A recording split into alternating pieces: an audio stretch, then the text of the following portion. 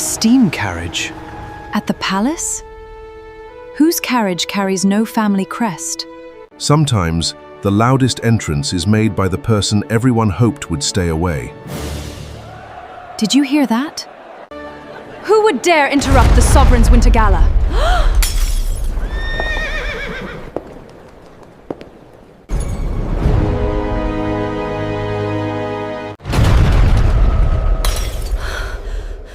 The woman the Duke had been too ashamed to bring had arrived anyway. She actually came. After everything he did to her, the Duke suddenly realized.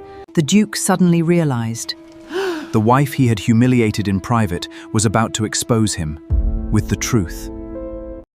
Too ashamed to bring his wife, the Duke chose another woman. Then the Duchess arrived the night the doors opened. The roar of the grand ballroom suddenly faded when a strange sound echoed outside. Then it happened. A magnificent steam carriage came to a sharp halt before the palace steps. Its wheels hissed, servants rushed to the entrance in confusion, and nobles near the windows gasped and turned inside. In the ballroom, whispers spread like fire. Whose carriage? Whose carriage is that? No crest, no family colors. Who would dare interrupt the gala? Then the great doors burst open. Hundreds of heads turned at once. Glasses slipped from trembling hands and shattered across the marble floor. There, framed beneath the golden lights, stood the woman the Duke had been too ashamed to bring, Duchess Elena Ravenshire, dressed in black silk and diamonds, eyes blazing with pain and power. She stepped inside like judgment itself, every footstep striking the marble with calm authority. At the center of the ballroom, Duke Adrian still held the hand of the younger woman he had proudly chosen over his wife, but now his fingers slowly loosened, color drained from his face. The mistress who had arrived smiling moments earlier was suddenly trembling. Whispers tore through the room. She actually came after what he did to her. Then Elena stopped before them both, reached into her glove, and drew out sealed papers that made bankers gasp and noblemen rise to their feet. The Duke staggered backwards, because in that instant he knew the wife he had humiliated in private was about to destroy him before all of London. Now let us return to the beginning, to the days when he called her the only light in England, before vanity poisoned his heart, before another woman entered his life, and before betrayal arrived dressed in silk. A surprising match. London in the early years of Queen Victoria's reign lived for rank, beauty, and spectacle. Carriages rolled through polished streets lined with gas lamps, and ladies glided through drawing rooms in silk. Every season brought fresh talk of fortunes, titles, and marriages. Among all the young noblemen of that glittering world, none drew more attention than Duke Adrian Ravenshire. He was tall, handsome, and carried himself with the easy confidence of a man who had never been denied anything. His family name was old, his townhouse in Mayfair grand, and his country estate spoken of with admiration. Mothers with unmarried daughters watched him closely whenever he entered a ballroom. It was expected that Adrian would marry a woman of dazzling beauty and great fortune. Instead, he chose Lady Elena Whitmore, daughter of a modest viscount whose family preferred country life to London display. She was not the loudest woman in a room, nor the most decorated, but when she spoke, people listened. She had calm grey eyes, gentle manners, and a quiet intelligence that made foolish people uneasy. She noticed servants by name, remembered small kindnesses, and never competed for attention. Many in society whispered that the Duke had made a sentimental mistake. Adrian seemed not to care. He adored her in a way that silenced mockery for a time. At dinners, he pulled back her chair himself. At concerts, he leaned close to explain the music. In Hyde Park, they rode side by side in the mornings, laughing privately while others stared. Their wedding filled St. George's Church with flowers, polished silver, and guests eager to witness the season's most surprising match. London newspapers praised the romance. Even those who doubted Elena admitted the Duke looked happiest beside her. Warm years, and the first years of marriage were warm and busy. Ravenshire House, once formal and stiff, became lively. Fresh flowers appeared in every room, and music drifted from the blue drawing room in the evenings. Adrian returned home early more often than not. The long dining table, once used only for state dinners, now held family breakfasts of hot rolls, honey, eggs, smoked ham, and fruit brought in baskets from the country estate. Soon a son was born and named Henry. 2 years later came twin girls, Clara and Louisa. Their nursery filled with toys, tiny shoes, and the soft sounds of children learning the world. Elena gave herself completely to motherhood, but the birth of the twins was long and dangerous. Fever followed for weeks. The house moved in whispers, and doctors came and went with grave faces. When she finally recovered, she was thinner in some places, fuller in others, often tired, and marked by the ordeal in ways hidden beneath expensive gowns. She still carried grace, but society noticed the change. Some ladies who once envied her now spoke with sharpened pity. At the same time, Adrian's father died, and with the title came ledgers no one had shown him before. The estates were burdened with hidden debts, unpaid loans, and costly repairs. The grandeur remained, but the money beneath it was weakening. Pressure settled over Adrian like damp winter fog. He smiled in public, but privately he grew restless.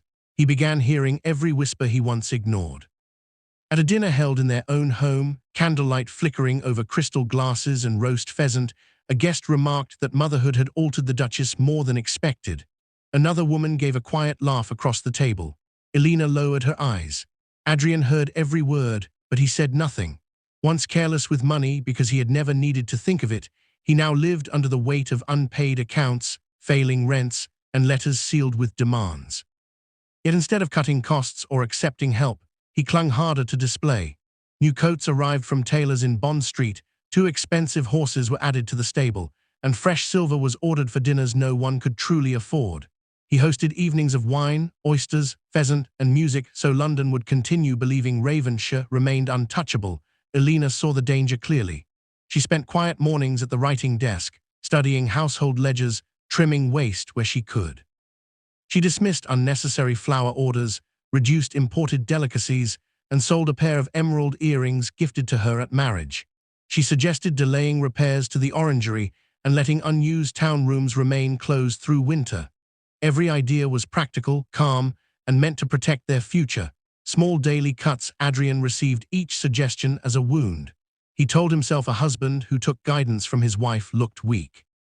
When guests came, he increasingly asked Elena to rest upstairs.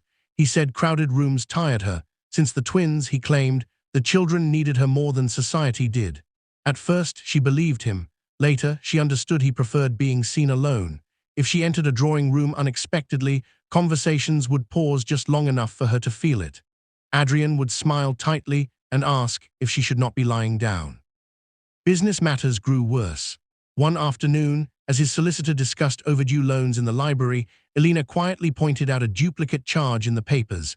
She had noticed it at once.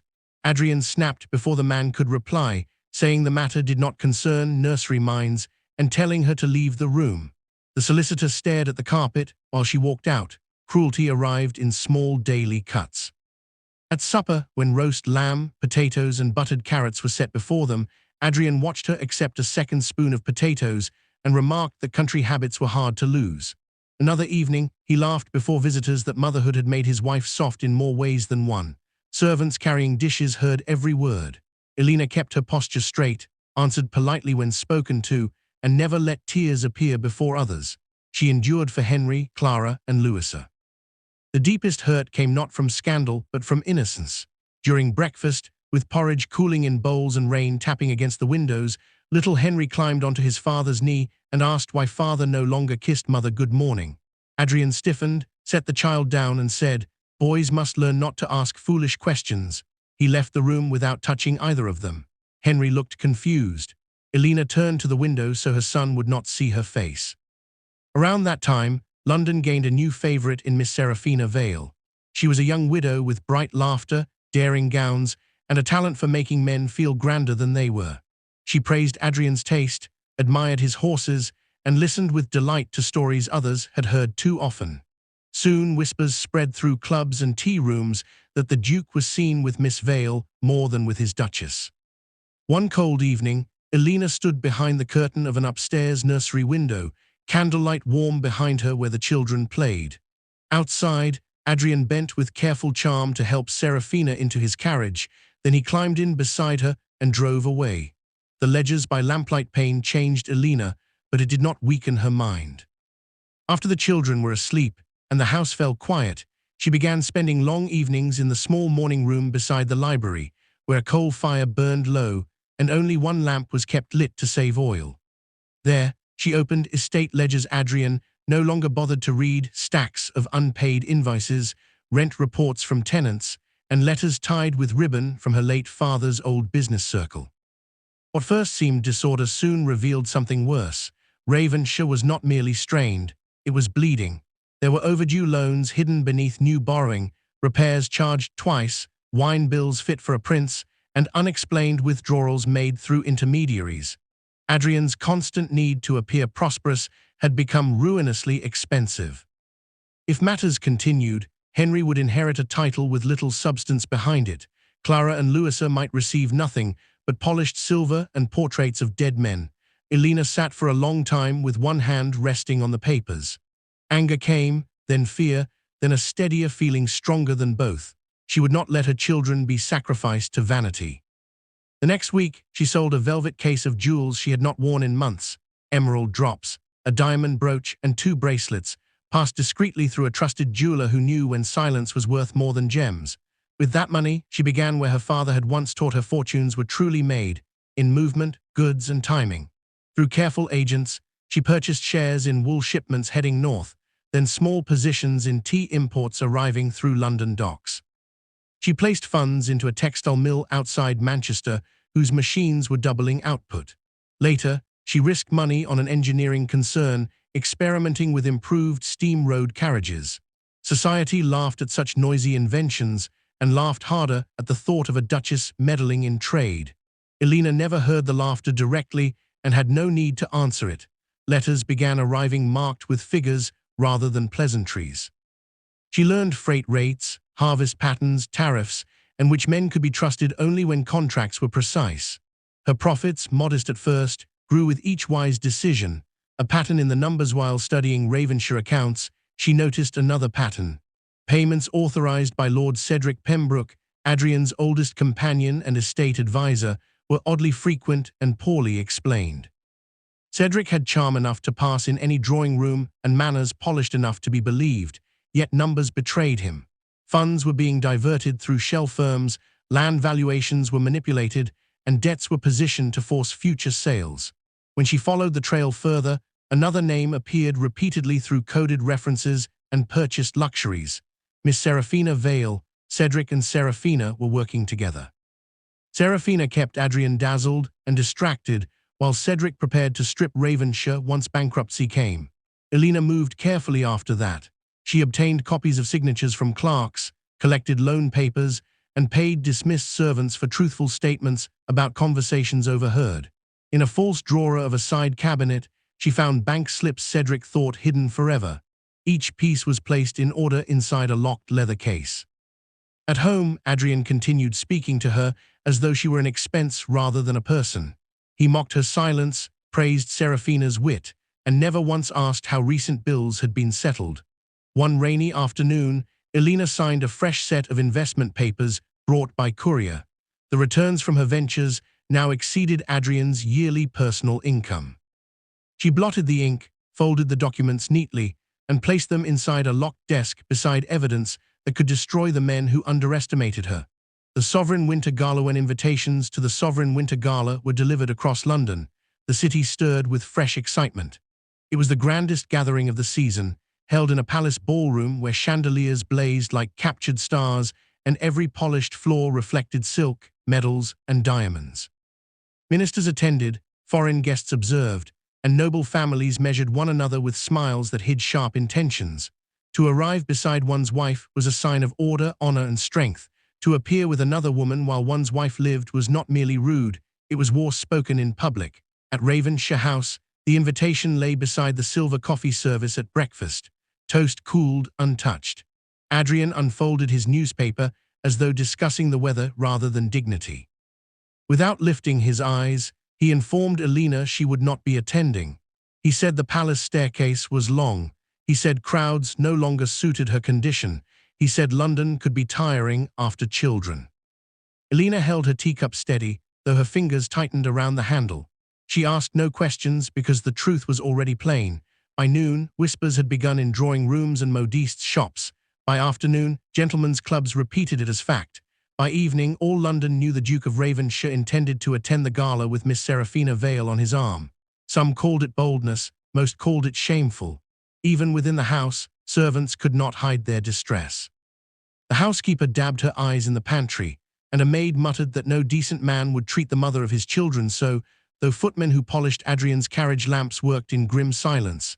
Elena shed no tears before any of them.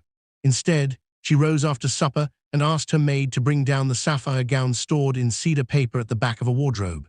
It was deep blue silk, cut elegantly, last worn on an anniversary when Adrian had still looked at her with warmth. She requested the family sapphires be cleaned and laid out, then she went upstairs to the nursery. Henry was reading by the fire while Clara and Louisa arranged dolls on a blanket. Elena kissed each child slowly, breathing in the scent of soap, warm linen, and innocence. She told them to sleep well and promised to see them in the morning. Henry asked if she would be beautiful tonight. She smiled and said she would do her best. Back downstairs, 2 trusted staff members waited in the study. To one, she handed sealed envelopes addressed to bankers and solicitors. To the other, she gave instructions regarding a leather case of documents to be brought later. Every word was calm, precise, and free of anger. Outside, a sleek steam carriage stood ready in the courtyard, its brass fittings polished bright, its body elegant and modern. The machine had been funded by investments no one in London knew belonged to the Duchess. Its engine hissed softly in the cold night air. Elena stepped inside. At the gala, Adrian entered with Serafina beneath a blaze of light. She wore silver satin and confidence, and guests turned to stare, then turned away to whisper behind fans and gloved hands. Serafina accepted the attention as victory. Adrian smiled too broadly, laughing a fraction too loudly, carrying arrogance over unease like a cloak too thin for winter. Then, from beyond the ballroom, the great doors opened. Every head turned as the footmen struck their staffs and announced Her Grace, Duchess Elena Ravenshire. Ending your ruin. Every conversation in the ballroom died the moment Elena stepped inside. Midnight silk moved softly around her as she descended the shallow entrance steps, the raven sapphires shining against her throat with a cold blue fire. Her hair was arranged simply, which only sharpened the dignity of her face. She did not look like a woman cast aside. She looked like the rightful center of the room. Behind her came men whose presence made whispers turn urgent. 2 bankers known across the city, a respected solicitor carrying a leather case, directors from a railway concern, and finally, the Dowager Duchess Beatrice, upright and stern, her expression harder than marble. The mother of Adrian had chosen her side in public, and everyone understood what that meant. Elena walked across the ballroom at an unhurried pace. The orchestra fell silent, one instrument at a time. Couples stepped apart to clear her path, and servants froze with trays of champagne and sugared almonds in their hands. Serafina, who had glowed only moments earlier in silver satin, seemed suddenly overdressed and strangely small. Adrian swallowed and tried to recover his composure. He asked what she was doing there, his voice low, but the strain in it carried farther than he knew. Elena stopped before him. "Ending your ruin," she replied.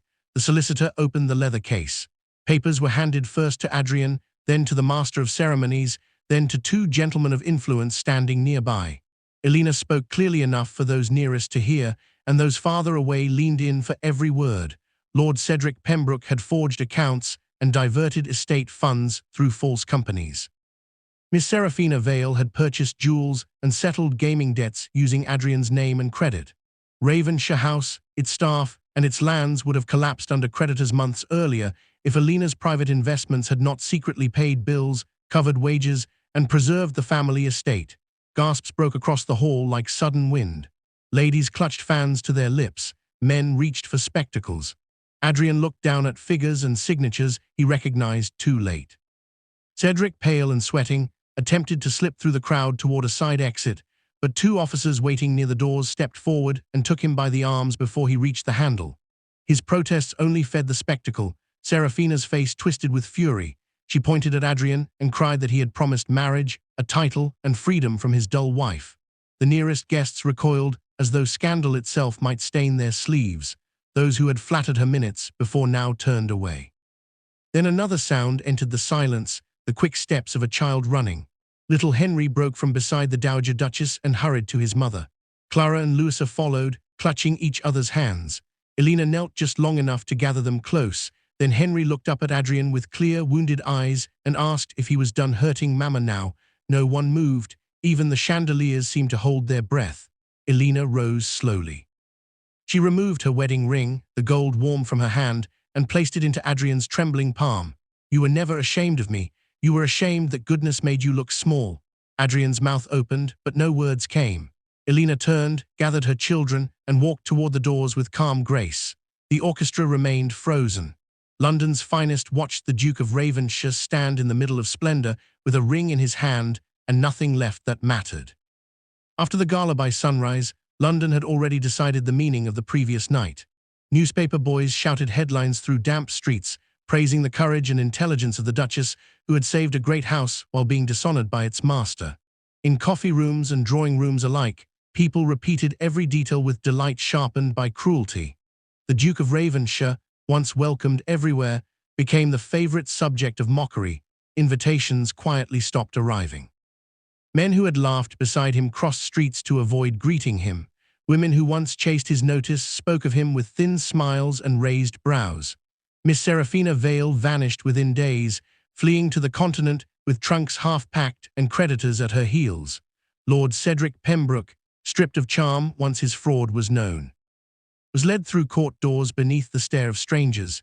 His name, once useful in clubs and counting houses, now opened nothing but charges. Elena left London without ceremony. She travelled with Henry, Clara, and Louisa to Whitmore Hall, the older country seat of her family, where broad lawns rolled into fields and oak trees lined the drive like patient guardians. The air smelled of earth and rain rather than smoke and gossip. The children slept soundly there from their first night. Henry laughed more often. The twins ran through gardens with ribbons loose in their hair and cheeks bright from the wind. Elena turned her mind to work with the same calm strength that had carried her through humiliation. She expanded her investments in mills, shipping, and railway shares. She reopened the village school with new books, proper coal for winter, and a teacher paid fairly enough to stay. Cottage roofs were repaired, a widow with 6 children found steady employment in the dairy, and tenant farms received seed loans after a poor harvest. Those who met the Duchess expected grandeur and found kindness joined to discipline. She became beloved by villagers and respected by men who once doubted any woman could understand trade. At Ravenshire House, Adrian moved through silent rooms that had once felt ordinary, now accusing him by their emptiness. Fresh flowers no longer appeared in vases, no music drifted from the drawing room, and breakfast trays arrived untouched. He wandered halls lined with portraits of stern ancestors who seemed to judge rather than honor him. In the study, he opened old letters Elena had written during their early marriage, full of warmth, concern, and small hopes for their future. He found ledgers in her careful hand where accounts had been corrected, debts reduced, and waste prevented years before. He noticed everywhere he looked. He saw evidence that she had loved him while others had merely used him. Months later, on a grey afternoon thick with rain, Adrian rode alone to Whitmore Hall. There was no lacquered carriage behind him, no servants, no polished display. Mud marked his boots, and weather had touched his face before age had reason to pride. Once his finest garment was gone, he was shown into a bright drawing room where sunlight broke through clouds and warmed the carpet. Elena stood near the window, composed and stronger than he remembered.